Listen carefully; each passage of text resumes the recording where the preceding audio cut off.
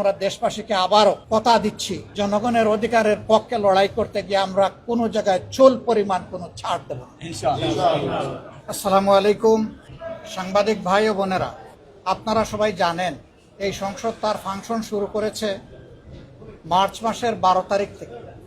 March মাসের 12 তারিখে বিধি মোতাবেক বিগত সরকারের অর্থাৎ ইন্টারিম গভর্নমেন্টের 133টা জারি করা অধ্যাদেশ এগুলো উত্থাপিত হয় এবং এটা বিধি মোতাবেকই হয়েছে। এটাই নিয়ম। উত্থাপনের 30 দিনের ভিতরে 30 ক্যালেন্ডার পঞ্জিকা দিবসের ভিতরে এটা নিষ্পত্তি করতে হবে। ওই দিনই সংসদ থেকে একটা বিশেষ কমিটি করে দেওয়া হয়। এই বিশেষ কমিটি সরকারি দলের সম্মানিত সংসদ সদস্য জনাব অ্যাডভোকেট জাইনুল আবেদিনের নেতৃত্বে করা হয়। সরকারি দল ছিল, বিরোধী দল ছিল, আলাপ আলোচনা হয়েছে, বিভিন্ন সেশন হয়েছে। বিভিন্ন সেশনের পরে হঠাৎ করে দেখা গেল যে একটা রিপোর্ট তৈরি হয়ে গেছে। আমরা বিরোধী দলের যারা মেম্বার ছিলেন তাদেরকে জিজ্ঞেস করলাম, এই যে বিশেষ কমিটির রিপোর্ট তৈরি হয়েছে এটাকে আপনারা একসাথে বসে ফাইনাল করেছেন? না, এই ধরনের তো চূড়ান্তকরণ কোনো বৈঠকই হয়নি। আমরা তখন বললাম যোগাযোগ করেন। তারা যোগাযোগ করলেন। যোগাযোগ করে দেখা গেল যে শুধু সরকারি দলের সদস্যরা মিলে এটাকে একটা ফাইনাল শেপ দিয়ে ফেলেছে। এইখানেই প্রথমে আমি বলবো যে ব্রিচ অফ ট্রাস্ট হয়েছে। উচিত ছিল সবাই মিলেই ফাইনাল করা, অথবা ওখান থেকে 2-3 জনকে 4 জনকে দায়িত্ব দিয়ে দেওয়া, যেখানে সরকারি দল থাকবে, বিরোধী দল থাকবে, যে এটাকে একটা ফাইনাল শেপ আপনারা দেন। তার কোনোটাই করা হয়নি। এরপরে আমাদের আপত্তির মুখে কিছু কিছু জিনিস সংযোজন করা হয়েছে। এটা তো সঠিক সুস্থ দ্বারা হলো না। ওখান থেকেই শুরু হয়ে গেল সমস্যা। তারপরে বিলগুলো একে একে আসতে যখন শুরু করলো, আমরা দেখলাম যে ওই রিপোর্টের একটা জায়গায় ক, খ, গ ইত্যাদি ভাগ করা হয়েছে।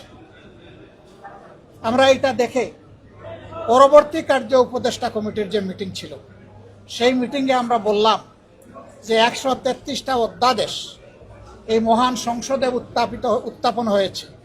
এখন সেই অধ্যাদেশগুলোর উপর যে বিশেষ কমিটি করা হয়েছে সেই কমিটির ফাংশন হলো আবার তারা এটার উপরে কাজ করে এইটাকে সংসদে এনে উত্থাপন করবে। তারা তো এখান থেকে বাদ দেওয়ার, কিছু রাখার, কিছু ছাড়ার অধিকার রাখে না। এটা সংসদের প্রপার্টি। কাজেই আমাদের দাবি হচ্ছে 133-এর 133 অধ্যাদেশই এখানে আলোচনা হতে হবে। এটা নিয়ে দীর্ঘ সময় কার্য উপদেষ্টা কমিটির মিটিংয়ে এটার আইনি দিক, এটার সুবিধা, এটার অসুবিধা, অনেক মন্ত্রীরা অনেক কথা এনেছেন। শেষ পর্যন্ত আমাদের যুক্তির সাথেই একমত হয়ে স্পিকার বলেছেন, হ্যাঁ, প্রত্যেকটাই আলোচনার জন্য আনতে হবে এবং এর জন্যে আমরা শুক্রবার দিন, সরকারি ছুটির দিনও আমাদের সংসদ বসার দরকার পড়বে। আমরা বলছি আমরা এগ্রি। উনি বলেছেন রাত 12টা হলেও সব কিছু আলোচনা করে আমরা নিষ্পত্তি করব। এটাই ছিল কথা। কিন্তু আজকে কি হলো? আজকে শেষ দিন, আমরা একটার পর একটা মেমো অপেক্ষা করতেছি যে স্পিকারের দেওয়া রুলিং, তার সিদ্ধান্ত কার্য উপদেষ্টা কমিটি, এটাই তো বাস্তবায়ন হবে। কিন্তু আমরা দেখি জাতির নিরাপত্তার সাথে জড়িত, একান্ত স্বার্থের সাথে জড়িত, প্রত্যেকটি নাগরিকের জীবনের সাথে জড়িত এই সবগুলাকে উপেক্ষা করা হয়েছে। এই সবগুলাকে উপেক্ষা করে এটাকে লেপসের খাতায় ফেলে দেওয়া হয়েছে। তারা আজকে এগুলা উত্থাপনই করবেন না। এর আগে সর্বশেষ বিলের আগে আসলো আমাদের জুলাই জাদুঘর বিল। জুলাই জাদুঘর বিলে কনসেনসাস হয়েছিল, যেমনটি বলেছেন আমাদের বিরোধী দলীয় চিফ হুইপ, যে আমাদের সরকারি দল বিরোধী দল মিলে আমরা একমত হয়েছিলাম যেভাবে অন্তর্বর্তী সরকার অধ্যাদেশ জারি করেছে এটাকে ইনট্যাক্ট রেখেই পাশ করা হবে, সংসদে আনা হবে। উত্থাপনও হলো সেইভাবে। হঠাৎ করে দেখা যায় সরকারি দলের একজন তিনি হাত উঠালেন, যেটা আনপ্রেসিডেন্টেড। সাধারণত বিল উত্থাপন করে সরকারি দল, কনসার্ন বা আপত্তি থাকলে হাত উঠায় বিরোধী দল। এখানে হাত উঠালেন একজন সরকারি দলের সদস্য। স্পিকার প্রথম তাকে বসিয়ে দিলেন, তারপরে তাকে কথা বলার সুযোগ দিলেন। দেওয়ার পরে তিনি 3টা সংশোধনী এখানে নিয়ে আসলেন।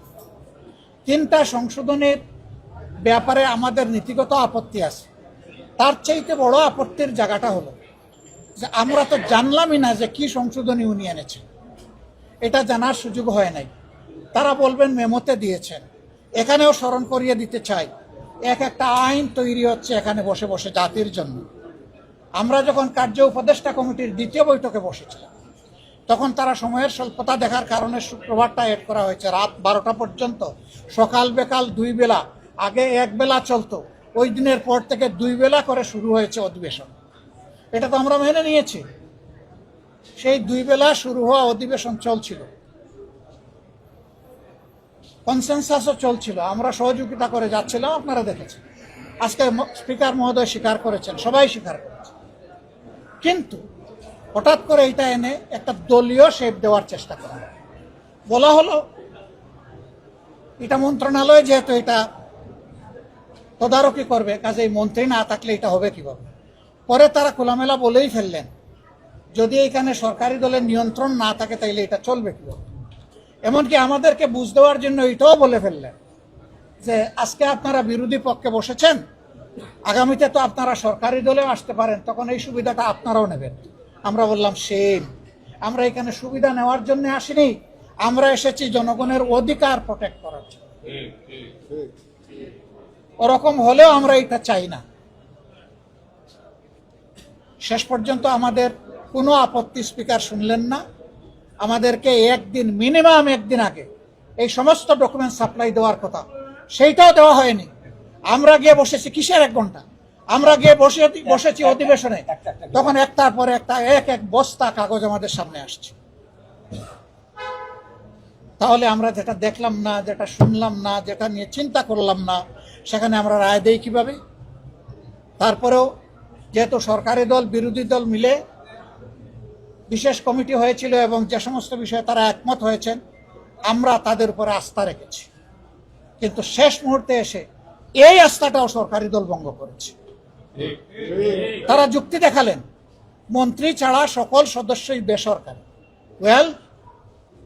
কিন্তু যদি বেসরকারি হয়ে থাকেন, তাহলে আপনি সংস্কৃতি মন্ত্রী, আপনি এটা গ্রহণ করলেন কেন?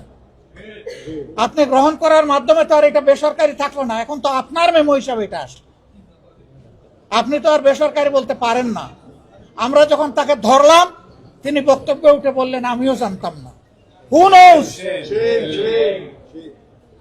এই পার্লামেন্টে যিনি ইনকামবেন্ট মিনিস্টার, তিনিও যদি না জানেন, তাহলে কোন জায়গা থেকে এই কলকারি নাড়ানো হয়? এইভাবে একটা গণতান্ত্রিক পার্লামেন্ট চলতে পারে না। এরপরে আমরা স্পিকার মহোদয়কে সুস্পষ্টভাবে জানতে চাইলাম এখানে আপত্তি দিয়ে। তারা আমাদেরকে বুঝ দিলেন যে এখন এইভাবে পাশ হয়ে যাক, আগামীতে দরকার হয় আপনারা বিল আনবেন, আমরা সহযোগিতা করব। আনা বিলেই আপনারা আপনাদের আস্থা রক্ষা করতে পারলেন না, ওয়াদা রক্ষা করলেন না, আর আগামী দিনের আমাদেরকে আপনারা কমলা লেবু দেখাচ্ছেন। তারা আমাদেরকে সম্ভবত শিশু মনে করেন। একটা কমলা লেবু হাতে নিয়ে শিশুকে যদি এরকম নাড়ানো হয়, এটা প্লাস্টিকের না আসল কমলা লেবু বোঝার কোনো উপায় নাই। শিশু তখন ওইটার দিকে দৌড় দেয়। তারা হয়তো সেই রকম শিশু আমাদেরকে মনে করেছে, মনে করে এই ধরনের আচরণ আমাদের সাথে করেছে। এরপরে যখন আমরা সুস্পষ্টভাবে বললাম, মাননীয় স্পিকার, আপনি তো এই সংসদের সর্বোচ্চ ব্যক্তি, আপনি এখানকার সভাপতি, আপনার সভাপতিত্বে যে বৈঠক হলো, আপনি যে রুলিংটা দিলেন যে প্রত্যেকটা বিল আকারে এখানে সবগুলা অধ্যাদেশ আসবে, আমরা স্পষ্ট জানতে চাই এগুলো আসবে কিনা।